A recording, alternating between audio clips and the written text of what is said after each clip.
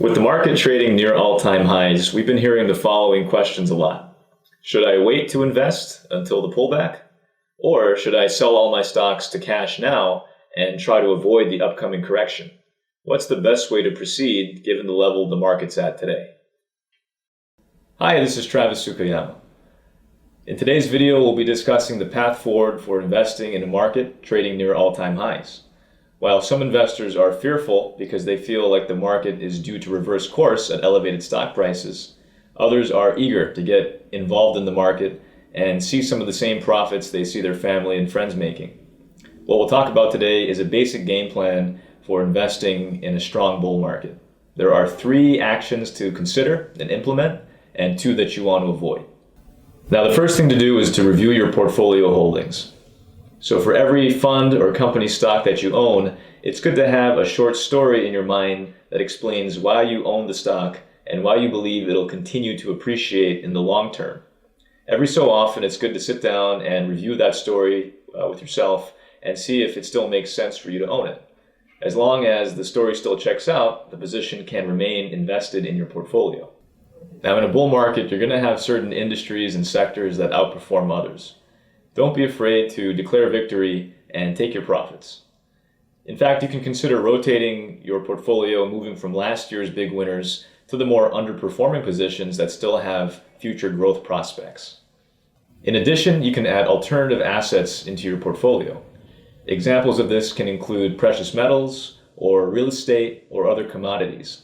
Now, the reason you do this isn't to increase your returns, but to limit your volatility and add some much needed diversification into your portfolio.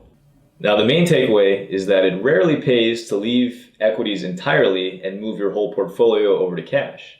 Remaining invested in solid companies is going to be one of those keys to building wealth in the stock market, whether that's in companies that are considered undervalued or those that have exciting future growth prospects. Remember the quote by legendary Fidelity fund manager Peter Lynch, who said, "The key to making money in stocks is not to get scared out of them." Second, remember to rebalance.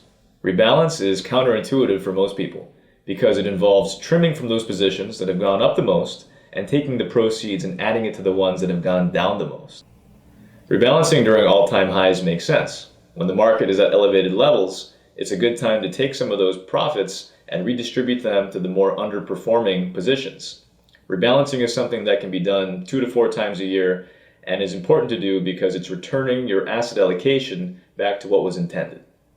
Our third action to implement when you're investing near all-time highs is dollar cost averaging. Now, this is the process of investing a little bit each month to a set dollar amount, usually over 6 to 10 months. Now, the concern of investing in market highs is that the good times will come to an end right after you put your money in the market. Averaging into the market will help to calm those fears because you're not jumping in all at once, but you're averaging in your buys over a period of time. So because you're buying a set dollar amount of the same positions every month, you'll end up buying more shares when the prices are lower and fewer shares when the prices are higher.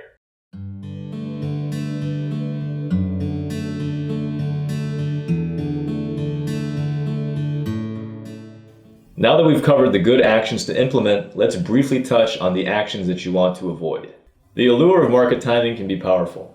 When the market is at a high level, there may be a desire to sell because you think the market has peaked. Or you may be holding on to your cash, waiting for a pullback to enter the market. Despite these urges, when you're investing during market highs, it's best to stick to a disciplined investment strategy. That's because over the short term, it's difficult to predict what the market's going to do. Over the long term, we know historically the market has gone up. Now, through the end of February, the S&P 500 is closed at an all-time high 10 times so far this year. An expensive market doesn't always equate to an immediate correction. If you're waiting for a pullback to enter the market, you could be sitting on the sidelines for an indeterminate amount of time. As the old investing adage goes, time in the market beats timing the market. Now, the second risk to be aware of is all of the outside noise that can cause and serve as a distraction. At any point in time, there's going to be media personalities or analysts or even total strangers who are willing to give you their opinion on what's going to happen in the stock market. And all of these outside opinions can serve as a distraction and throw you off your investment strategy. Now I'll mention two acronyms, FOMO and YOLO.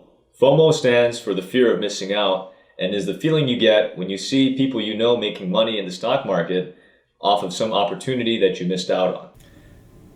This feeling may convince you to participate in the latest investment trend and ditch your disciplined investment approach. Now, YOLO stands for you only live once.